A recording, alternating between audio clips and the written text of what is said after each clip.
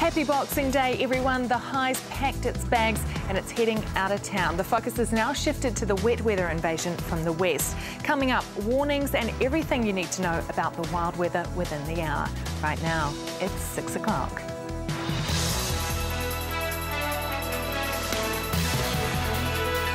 This is One News with Rawdon Christie. Tonight, a city on edge. Christchurch is hit by a swarm of violent aftershocks, causing widespread new damage. The fire that gutted a gym and gutted an entire Wellington school community, and was a bumper Boxing Day for retailers in the bag.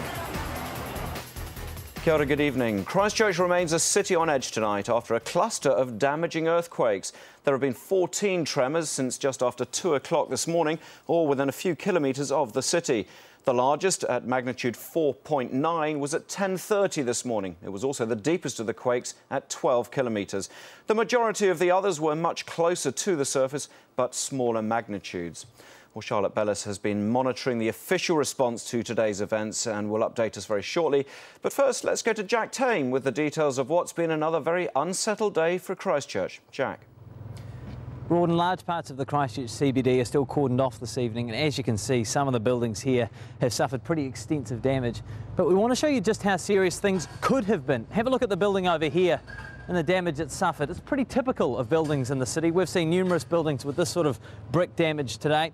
That huge pile of bricks has fallen down from the top of the wall there, maybe 4 or 5 metres.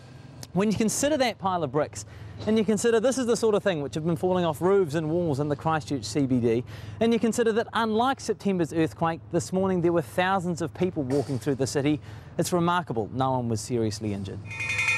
Almost 4 months since the devastating 7.1 earthquake, the Garden City is still shaking, still falling apart. To witness that firsthand, it really scared the living daylights out of me, and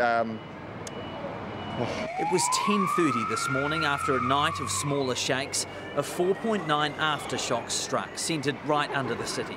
I was getting dressed, and then all of a sudden everything started shaking and jumping around. The earthquake cut power, it stranded Christchurch's trams, and the central city cafe's Boxing Day brunch came to a rude and violent end. It's been about 10 minutes since the earthquake. We can hear alarms going off all around the city. Several fire trucks have already gone past, and at the moment all the buildings and hotels in the area have been evacuated. People are just standing on the road. I saw boom, boom, boom.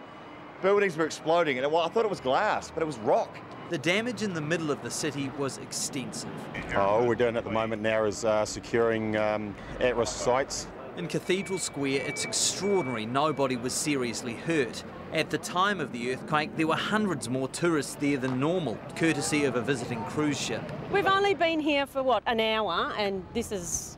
we're shaking in our boots, literally. Many of the buildings worst hit are ones which were damaged in the original September earthquake.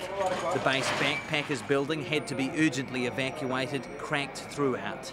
The last time when they did the check, it only had 1% over the limit, you know, for earthquake stuff. So I can't see it surviving this one. For business owners, it was heartbreaking. The main city mall and all its shops were closed down, but businesses haven't just lost customers. When we had the 7.1, we had very little damage to stock. I think only one guitar fell off the wall and a couple of other items fell over, but this one was a lot more violent and a lot more stuff has fallen off. Across the road, the Octagon Live restaurant in the old church has more extensive damage. It was closed for 2 months after September's quake. Staff had worked desperately to open in time for Christmas. Quite frankly, if it had happened this time yesterday, there would have been absolute panic.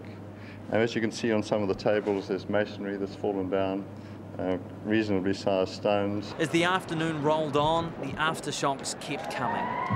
In a city trying desperately to move forward, to rebuild, this is a significant step backwards. Right, we've just been to a briefing with members of the Christchurch City Council and Emergency Services. The latest numbers we have are that at least 20 buildings in the CBD have been damaged.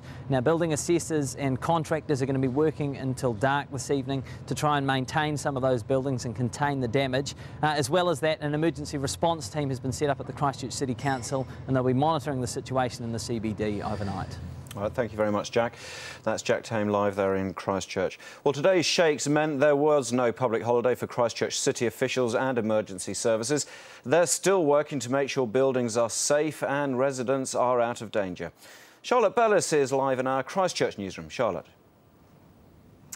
Good evening, Rawdon. Well, emergency services kicked into action around 10:30 this morning when that 4.9 magnitude aftershock hit. There were people stranded in lifts and in stairwells, but since then, the emphasis has moved to checking the safety of buildings. We're live in the newsroom tonight because there are safety concerns about our own roof here, typical now of many buildings in the CBD.